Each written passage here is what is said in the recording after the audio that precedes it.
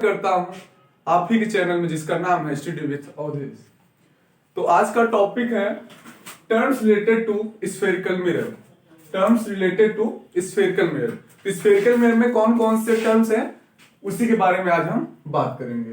तो उसमें सबसे पहला आता है आपका सेंटर ऑफ कर्वेचर, दूसरा आता है रेडियस ऑफ कर्वेचर, तीसरा आता है पोल, चौथा आता है प्रिंसिपल एक्सिस, पांचवा आता है फोकस और छठा आता है फोकल लेंथ। तो आज हम बात करते हैं सेंटर ऑफ कर्वेचर की। तो सबसे पहले हम बात करेंगे सेंटर ऑफ कर्वेचर की। तो पहले यहां पर लिखा है, आप ध्यान से देखेंगे तो यहां पर लिखा है स्फेरिकल मिरर। Spherical mirror. तो नेक्स्ट हमने प्रीवियस लेक्चर में आपको हमने बताया था कि स्फेरिकल मिरर क्या होता है। तो स्फेरिकल मिरर क्या होता है थोड़ा सा हम रिवाइज कराते हैं। स्फेरिकल मिरर में हमने बताया था कि ऐसा मिरर जिसका रिफ्लेक्टिंग सरफेस क्या हो, स्फेरिकल हो, ऐसे मिरर को क्या कहेंगे, स्फेरिकल मिरर। तो अब हमने उस दिन बताया था आपको प्रीवियस लेक्चर में स्फेरिकल मिरर दो प्रकार के होते हैं। कौन कौन से होते हैं, कॉनकेव और कॉन्वेक्स। तो कॉनकेव मिरर कैसा होता है, ऐसा मिरर जिसका रिफ्लेक्टिंग सरफेस अंदर की तरफ हो, कॉनकेव मिरर कहलाता है। और ऐसा मिरर जिसका रिफ्लेक्टिंग सरफेस बाहर की तरफ हो, कॉन्वेक्स मिरर कहलाता है। तो देखिए हम बना रहे हैं दोनों स्फेरिकल मिरर।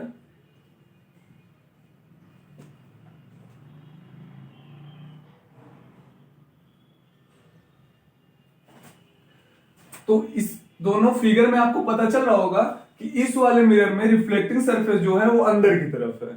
तो इसका मतलब है ये कैसा मिरर होगा, कॉनकेव मिरर। और इस वाले मिरर में पता चल रहा है कि जो हमारा रिफ्लेक्टिंग सरफेस है वो बाहर की तरफ है। तो इसका मतलब वो कैसा मिरर होगा, कॉन्वेक्स मिरर होगा, कॉन्वेक्स मिरर। अब यहां से आपको दोनों चीजें पता चल गई। स्फेरिकल मिरर दो प्रकार के होते हैं, कॉनकेव मिरर और कॉन्वेक्स मिरर। तो अब बात करते हैं जो terms related to spherical mirror में पहला पॉइंट है आपका सेंटर ऑफ कर्वेचर। तो what is centre of curvature. तो सेंटर ऑफ कर्वेचर क्या होता है थोड़ा सा आप लोग समझिएगा। जैसे हमने बताया था स्फेरिकल मिरर मतलब होता है गोला। तो ऐसा स्फेरिकल मिरर कि जिसका जो सेंटर होता है, देखिए कोई भी स्फेयर हो या कोई भी सर्कल हो तो उसका क्या होता है, सेंटर होता है। तो स्फेरिकल मिरर जिस स्फेयर का पार्ट होता है उस स्फेयर का जो सेंटर होता है वही सेंटर ऑफ कर्वेचर होता है। अब बताइए इसका थोड़ा सा हम हाइपोथेटिकल लाइन ड्रॉ करते हैं इस स्फेरिकल मिरर का। देखिए ड्रॉ हो गया। इसका भी हम ड्रॉ करते हैं। ये देखिए ये हो गया। अब आप हमको बताइए इस स्फेयर का सेंटर कहां पर होगा। इस स्फेयर का सेंटर इस जगह पर होगा और इस स्फेयर का सेंटर इस जगह होगा। तो सेंटर ऑफ कर्वेचर क्या होगा, अब यहां से आप कह सकते हो स्फेरिकल मिरर जिस स्फेयर का पार्ट होता है उस स्फेयर का जो सेंटर होता है वही उस मिरर का सेंटर ऑफ कर्वेचर होता है। तो सेंटर ऑफ कर्वेचर को कैपिटल सी से डिनोट करते हैं। अच्छा आप बताइए कॉनकेव मिरर और कॉन्वेक्स मिरर के सेंटर ऑफ कर्वेचर में क्या अंतर है, difference between centre of curvature between concave and convex mirror. तो आपको एक चीज दिख रही होगी यहां पर, जो कॉनकेव मिरर में सेंटर ऑफ कर्वेचर है रिफ्लेक्टिंग सरफेस की तरफ है। रिफ्लेक्टिंग सरफेस ये है, सेंटर ऑफ कर्वेचर भी इसी तरफ है। लेकिन कॉन्वेक्स के केस में जो सेंटर ऑफ कर्वेचर है रिफ्लेक्टिंग सरफेस के अपोजिट डायरेक्शन में। सेंटर ऑफ कर्वेचर जो है कॉन्वेक्स मिरर में रिफ्लेक्टिंग सरफेस के अपोजिट डायरेक्शन में है। तो हम ये कह सकते हैं जो centre of curvature concave mirror में होता है वो रिफ्लेक्टिंग सरफेस की तरफ होता है और कॉन्वेक्स मिरर में जो रिफ्लेक्टिंग सरफेस होता है सेंटर ऑफ कर्वेचर जो होता है रिफ्लेक्टिंग सरफेस के अपोजिट डायरेक्शन में होता है। क्लियर हुआ। चलिए तो सेंटर ऑफ कर्वेचर क्लियर। अब बात करते हैं रेडियस ऑफ कर्वेचर की। इसकी बात करेंगे रेडियस ऑफ कर्वेचर की। तो रेडियस ऑफ कर्वेचर को समझने से पहले आपको थोड़ा सा पोल के बारे में जानकारी दे रहे हैं, तब हम आपको रेडियस ऑफ कर्वेचर के बारे में बताएंगे। तो पोल क्या होता है, पोल क्या होता है, व्हाट इज पोल। तो पोल होता है जैसे मान लीजिए हमारा मिरर है, ये मिरर है, अगर बाहर की तरफ पॉलिश है तो कॉनकेव, अगर अंदर की तरफ पॉलिश है तो कॉन्वेक्स। तो अगर कोई भी ऐसे मान लीजिए ये मिरर है, कॉनकेव मिरर है, कॉन्वेक्स मिरर है, तो mid point of the concave mirror is called pole. Convex के केस में भी यही होगा। मिड पॉइंट का मतलब ये सेंटर वाला मिड नहीं, जो इसका सरफेस होता है, सरफेस का मिड पॉइंट जो होता है वही हमारा पोल कहलाता है। तो इसका मतलब मिड पॉइंट कहां होगा, यहां होगा, इसमें यहां होगा। और पोल को हमेशा कैपिटल पी से डिनोट करते हैं, कैपिटल पी से डिनोट करते हैं।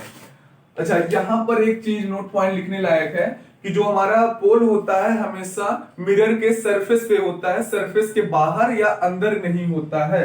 इसका मतलब है दोनों केस में पोल एक ही पॉइंट पर होगा, जैसे कॉनकेव में होगा वही कॉन्वेक्स में होगा। सेंटर ऑफ कर्वेचर की तरह नहीं होगा, रिफ्लेक्टिंग सरफेस की तरफ है, रिफ्लेक्टिंग सरफेस के अपोजिट डायरेक्शन में। ठीक, थोड़ा आवाज आ रही होगी।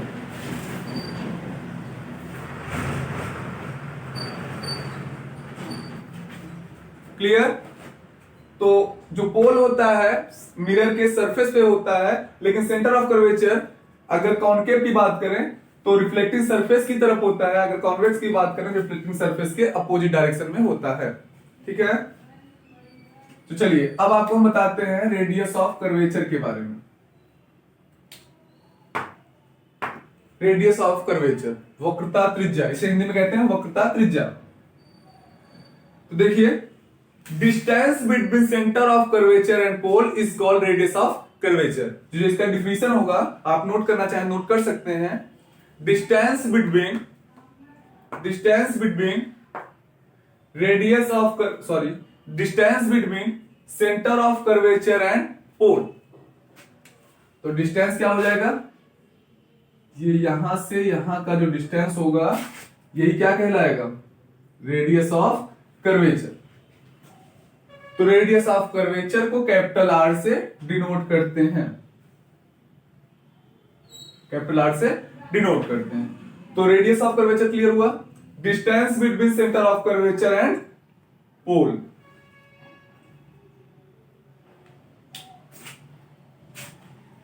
क्लियर हुआ? चलिए नेक्स्ट हेडिंग है आपका प्रिंसिपल एक्सिस। क्या है? प्रिंसिपल एक्सिस, मुख्य अक्ष।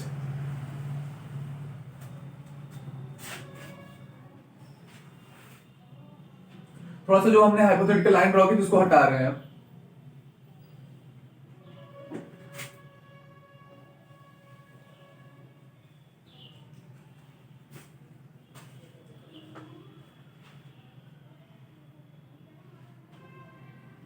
ठीक है, नोट कर लिए।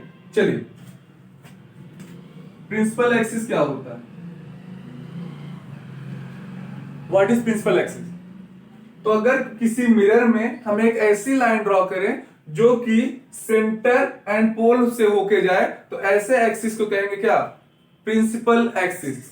तो ऐसा देखिए, हम अगर कई लाइनें खींचे, जैसे मान लीजिए ये खींच दिए, ये खींच दिए, ये खींच दिए, क्या है सेंटर और पोल दोनों से होके जा रही है पॉइंट? नहीं जा रही है, केवल एक लाइन होके जा रहेगी जो कि प्रिंसिपल एक्सिस कहलाएगी। वो लाइन हम ड्रॉ कर रहे हैं, अगर ये लाइन हम खींचे, यही एक लाइन ऐसी है जो कि सेंटर ऑफ कर्वेचर एंड पोल से होके जा रही है। इस केस में भी यही हाल होगा। ठीक, तो प्रिंसिपल एक्सिस क्या हुआ, ऐसा एक्सिस जो कि सेंटर ऑफ कर्वेचर एंड पोल से होके जाए, तो ऐसे एक्सिस को क्या कहेंगे, प्रिंसिपल एक्सिस। क्लियर? तो थोड़ा लिख दे रहे हैं, एक्स, एक्स डैश, एक्स और एक्स डैश।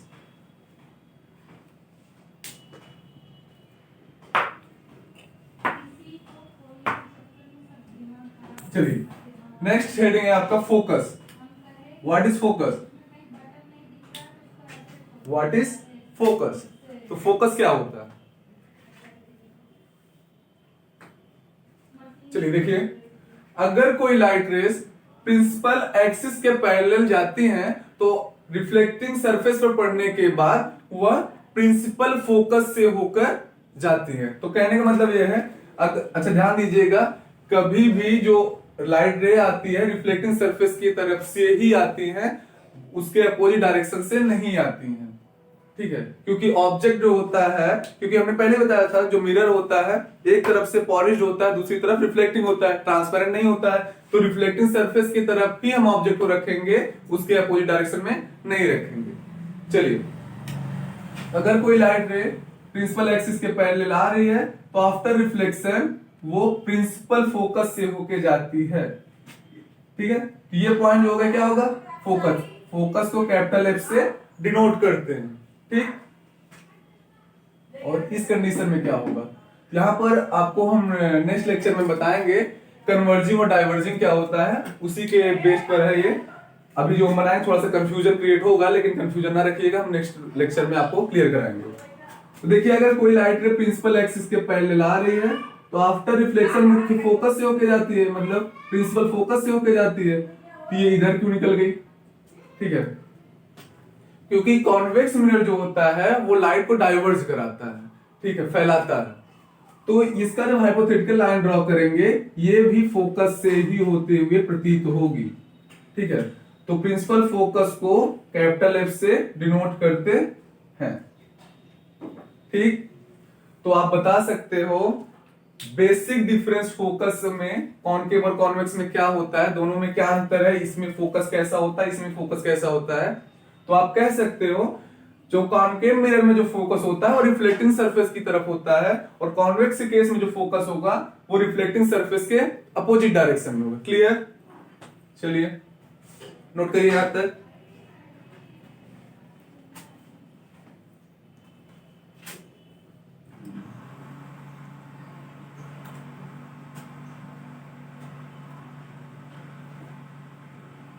चलिए, नेक्स्ट हेडिंग है आपका फोकस, फोकल लेंथ।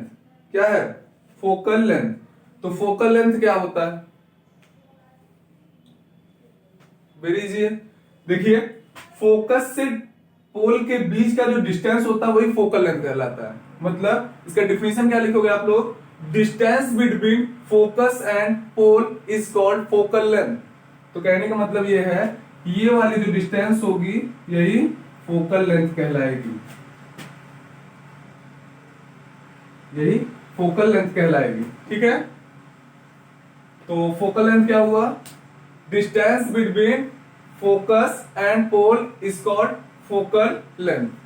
ठीक है, और फोकल लेंथ को स्मॉल एफ से डिनोट करते हैं। तो एक बार थोड़ा सा आप लोग लिख लीजिए, उसके बाद हम आपको रिवाइज कराते हैं आज हमने क्या क्या पढ़ा है। नोट करिए।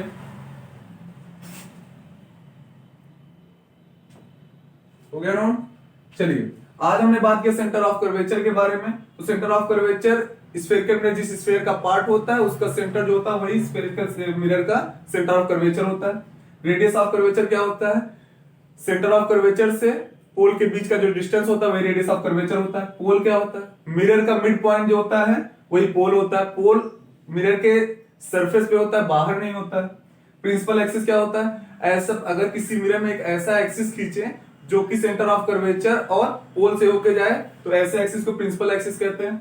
फोकस क्या होती है, फोकस अगर कोई लाइट रे प्रिंसिपल एक्सिस के पैरेलल जाती है तो आफ्टर रिफ्लेक्शन फोकस से होके जाती है, तो हो गया फोकस। फोकल लेंथ क्या होता है, distance between focus and pole is called focal length. तो फोकल लेंथ भी क्लियर हो गया। तो थोड़ा सा यहाँ पे लिख देते हैं हम, सेंटर ऑफ कर्वेचर को कैपिटल सी से डिनोट करते हैं, रेडियस ऑफ कर्वेचर को कैपिटल आर से, पोल को टी से, प्रिंसिपल एक्सिस को एक्स एक्स डैश से, फोकस को कैपिटल एफ, फोकल लेंथ को स्मॉल एफ से डिनोट करते हैं। आप ये चीजें लिख सकते हो, नोट कर लीजिए। चलिए, तो नेक्स्ट लेक्चर में हम आपको पढ़ाएंगे sign convention of spherical mirror and आपसे इसके रिलेटेड जो भी टर्म्स जो भी छूटे हुए हैं वो भी नेक्स्ट लेक्चर में हम कवर कराएंगे। तो आज के लिए बहुत है, तो थैंक यू। अगर आप चैनल पर नए हैं तो चैनल को सब्सक्राइब करें, बेल आइकन को जरूर दबाइएगा, ठीक है, जिससे नए लेक्चर आपके पास नोटिफिकेशन पहुंचता रहे। Okay, thank you.